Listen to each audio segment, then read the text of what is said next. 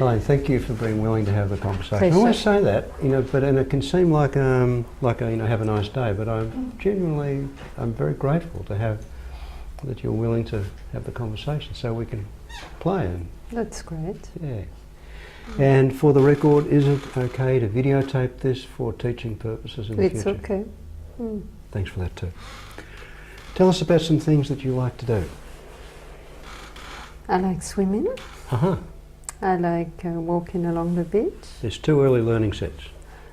I like walking in the forest. Uh-huh. I like readings. Reading? Reading. Okay, 3 early learning sets. I like Got swimming, walking and reading. Yeah. What sort of books do you like to read? esoteric book mostly. Uh-huh. Yes, book that will teach me about the infinite possibilities rather. Okay. Yeah. And what could we do here that would be helpful? Well, in 1986 I had a car accident, and I feel that it's still in my body to an extent, in that sense that I still get headaches. Oh, yeah. And like today I felt a pain on the right. I said I felt because the pain is not there, but on the right side of my body. Yeah. So of your body, how far down your body? Your head? The right side of your head? Well, along the neck, Yeah. right down to the shoulder, Yeah. and scapula there. Yeah. And yeah. Okay. But, Okay. And it feels to you as if somehow that accident is still there in your body. yes, at least because I think it in my mind, so I Do you believe mind? that Okay. that it is still there. Yes. So Well, I'm the not body- sure which is creating it. Yeah, I mean the body has its place. I mean we have a body, Yeah, that's right. and if you have a car accident and you lose a leg, you don't have a leg. You know, the absence of the leg is real. It's not just in your mind. Yeah, that's right. Yeah. And, I mean, That's sometimes right. with a physical injury, there are physical changes. Yeah, definitely. So you can't just wave a magic wand and have them go away. Yeah, But you're wondering unfortunately whether you're wondering if there may be something in your mind, something that you. Yeah, that's right. Okay. Yeah. All right.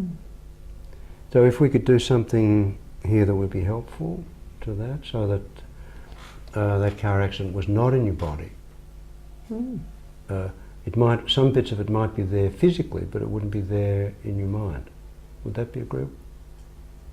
Or not? Why not get rid of the lot? Huh? Why not get rid of the lot? I don't know. You want to get rid of the lot? Oh, okay. Of all the limitation it has given me. Okay. Well, reality has its limitations, you know. Yeah, that's right. And it has given me a chance in many other aspects of expanding. So, yes. So I'm not promising that you know there'll be some dramatic change physically. I'm not promising there won't be. But so would that be okay if there was something, whether something happens physically or not, if you were able to feel more the way you'd like to feel? Yes. How would that that'd be? be fine. If the car accident were to leave your body, what would be different for you?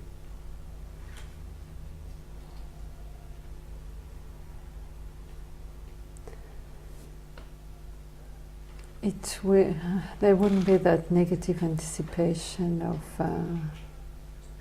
a pain, you know. Okay. Yeah. Sometimes I slightly feel it coming, Yes. and I just see it worse, you know. Yeah. And maybe that's creating it. I don't know. Okay. Suppose I anticipate the worst when I feel this slightest sign of it. What was it? I anticipate the Yeah. worst when I feel the slightest inkling of a headache or of a pain. Okay.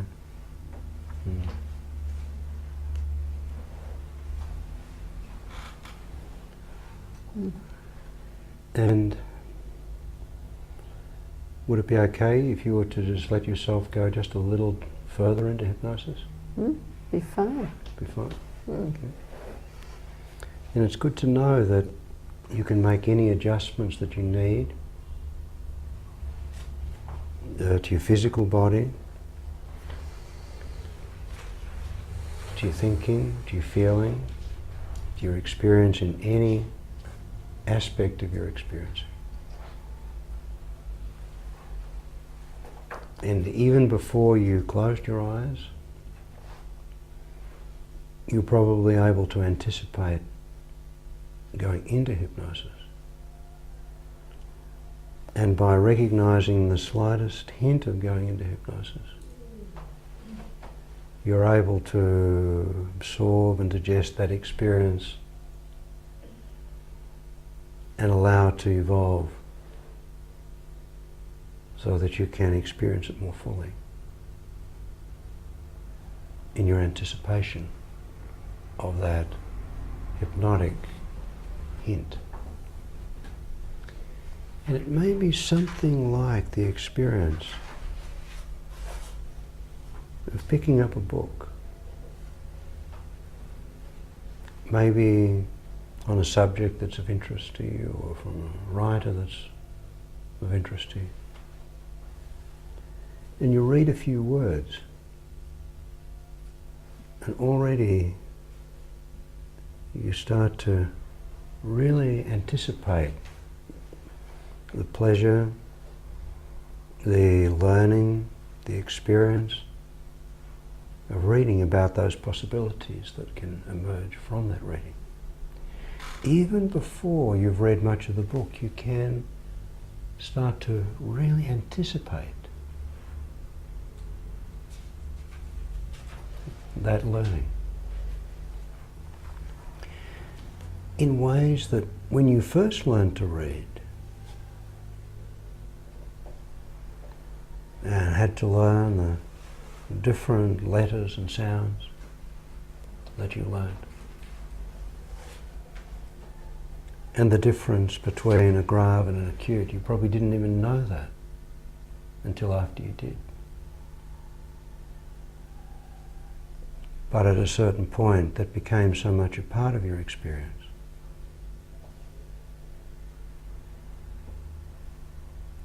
that you didn't need to think about it. You didn't need to have a problem about it. It'd be possible early on, when you see an E coming up, to start to think the worst. Am I going to get it wrong? Am I going to put the wrong accent on it?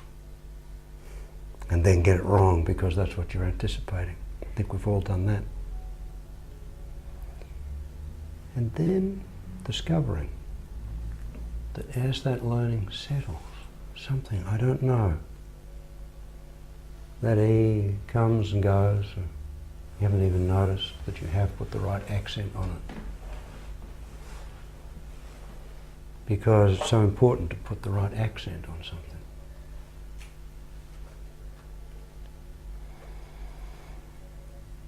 And you didn't know when you were learning that one day you would be reading books about esoteric subjects. And if someone had said to you when you were learning that language that you're going to be reading esoteric books, you might have thought it had something to do with petrol or ripping paper or something, because esoteric wouldn't meant anything. You didn't know that. And so we learn things and then we use them later in different ways. Sometimes after 2 days, sometimes after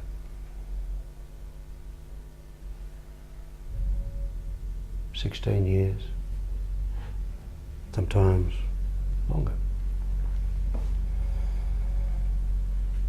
And I don't know how thoroughly you can remember learning your native language. I'm sure you can still speak it. Can you not?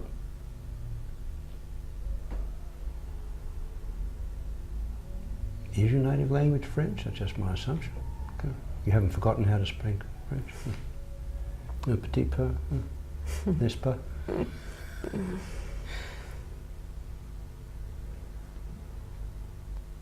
And what was it like for you?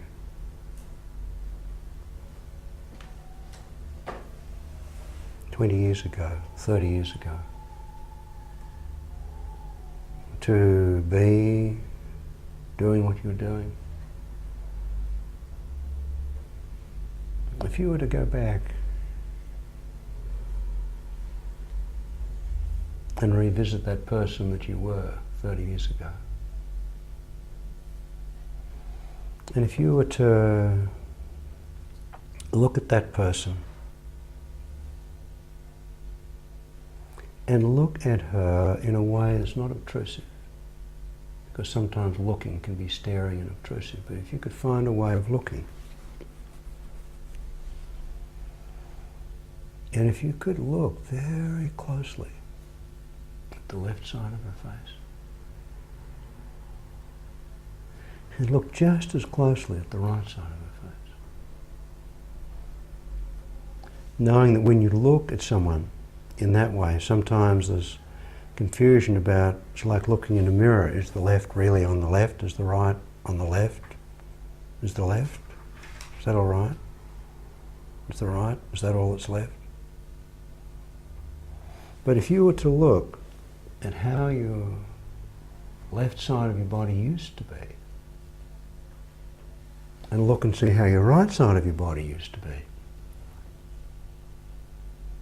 when you look at that, what do you see?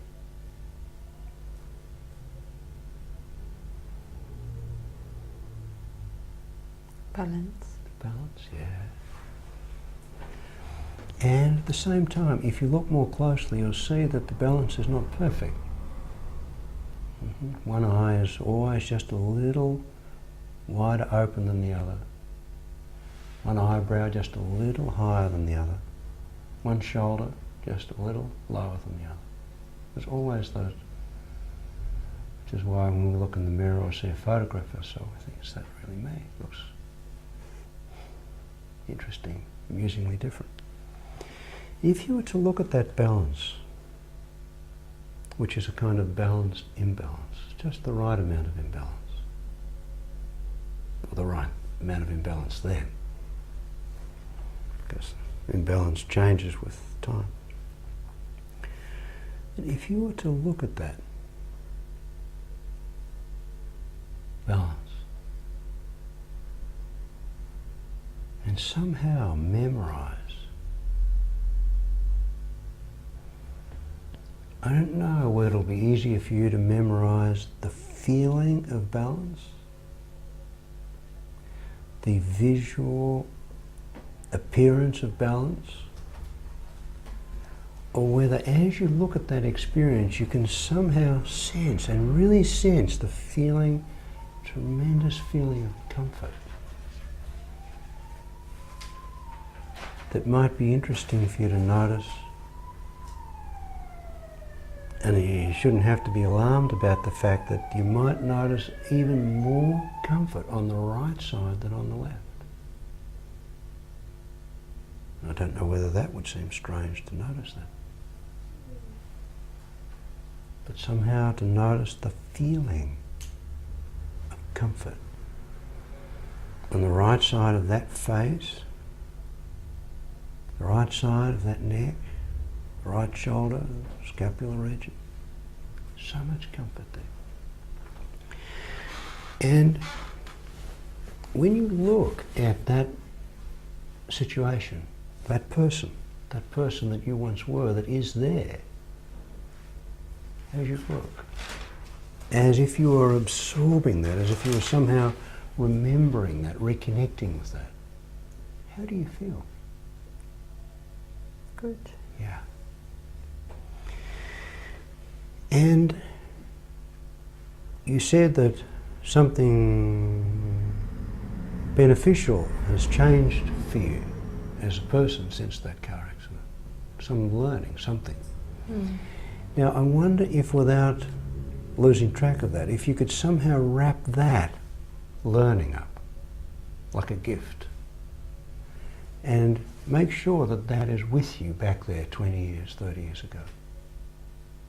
That sense of moving balance, shifting balance, maybe like a Tai Chi kind of balance, I don't know, rather than a static balance. And make sure that that person you once were knows that she's going to be okay. That things happen to knock us off balance. Like when you were a little girl learning to walk. Things happen to knock you off balance, and you got a new balance. You had to get a different balance when you started to wear shoes. A different balance when you started to walk on frozen. Have you been skiing? Different balance when you put skis on. It's a very different balance. Totally different way of balancing. And the way that you balance changes with time. With different experiences.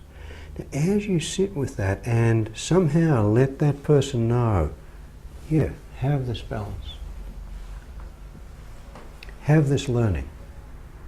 Have this, my experience.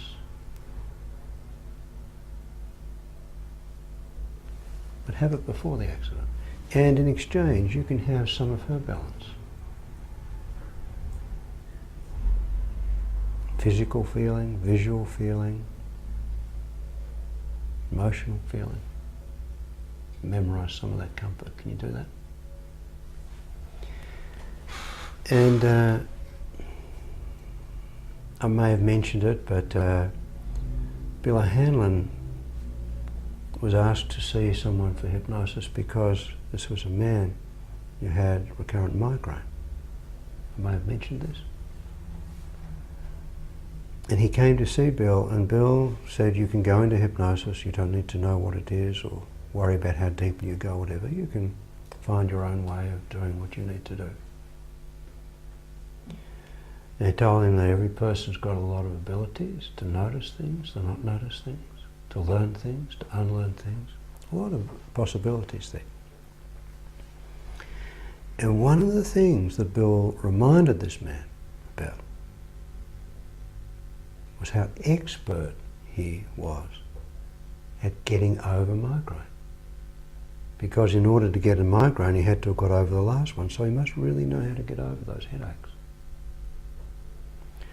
And he said, you don't need to go through them, you know. Once you notice that one is starting, you can push the fast forward button. Because you know how to get over it, so you can go straight to that. You can miss out the middle bit. And you can become more sensitive and more aware of the very beginnings of the increasing comfort. So that as you begin to sense the comfort beginning, then you can anticipate the way the comfort can spread and intensify. And this particular man came back to see Bill totally unimpressed, free of headache. Unimpressed with Bill, unimpressed with hypnosis, unimpressed with the whole lot. And said that he had gone from Bill down to the car park, felt a headache starting, and it stopped almost before it started. But that had nothing to do with Bill, nothing to do with the hypnosis. And in a sense he was right. Because we all have connections waiting there and buzzing away in the background of our awareness. There's always some comfort there trying to connect with us. And for various reasons, good reasons or whatever reasons, sometimes we don't allow those connections. But there's always a lot of comfort there just waiting to be connected with us, trying to get through to us. Sometimes we don't answer the call, but comfort is always there. Now, I don't know what it'll be like for you once you will have connected with that increasing comfort. Whether you'll notice a slight hint of a headache beginning, and then you can really tune in and really notice and anticipate the comfort so that you get a lot of that. I don't know what new kind of balance you can appreciate,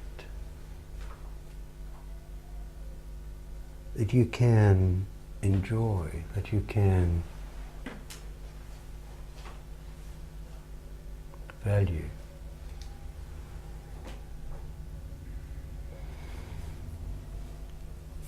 When Erickson was a medical student, nearing the end of his training, a professor of psychiatry said to him, "I don't know where you got your lip, but if you ever thought of going into psychiatry, it would be very useful for you. Because men won't feel threatened, and some women might feel sorry for you. Well, add to the rapport.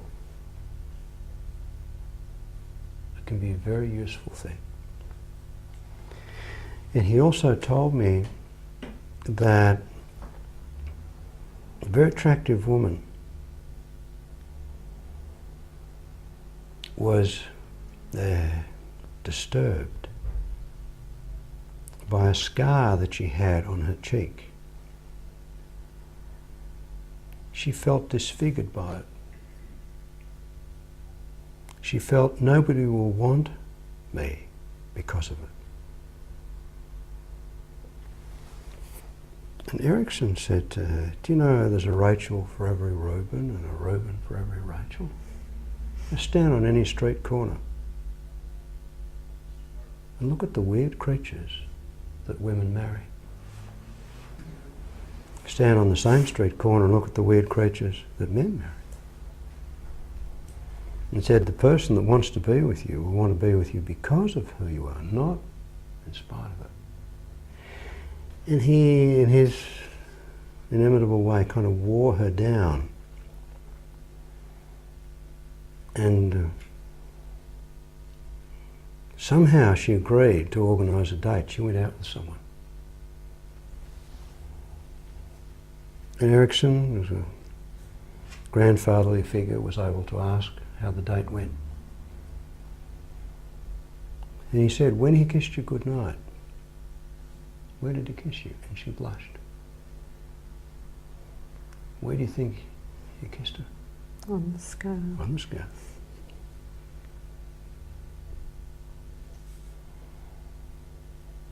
I'm not sure whether it was that same woman that Erickson interested in doing some anthropological study to see what things that men and women did to their faces to add to their beauty. And people do strange things to their nose, to their ears, yeah? Mm-hmm. In New Zealand, people actually have bits of their skin chiseled away to make them more beautiful. You've seen those? Mm. Yeah. Some Maori artwork is tattooed, but some is actually chiseled. They use a chisel. Seems weird to us, eh? Mm. Yeah, not to them. Now, while I've been talking, you've been doing what you've been doing. And some of what I've been saying may have seemed very, very relevant. And I can only wonder what it might be from back then, 20, 30 years ago. You're going to find yourself feeling more connected with. So that some of that feeling before the accident can stay in your body.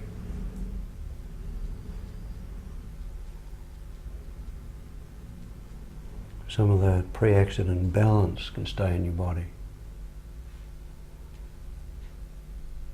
As a physical experience, in your thinking, in your emotions, in whatever way that it will. And just how it will, you may already have a little hint of And wouldn't surprise me if you're already starting to anticipate just how you're going to do that in a way that can be enjoyable for you. Would it be okay for you to discover that? Mm. And can you have some fun with that? Mm.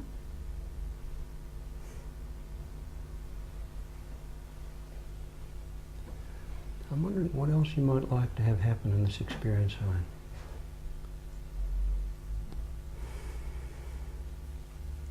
That's okay. Nothing else. Nothing? Okay.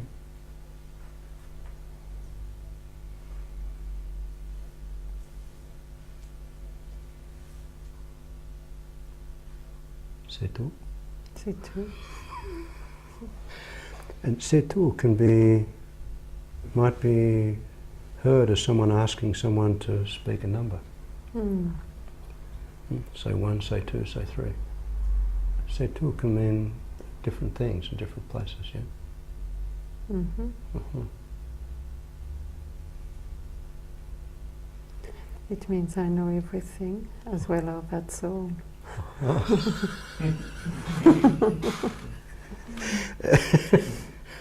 Well, see. Voilà.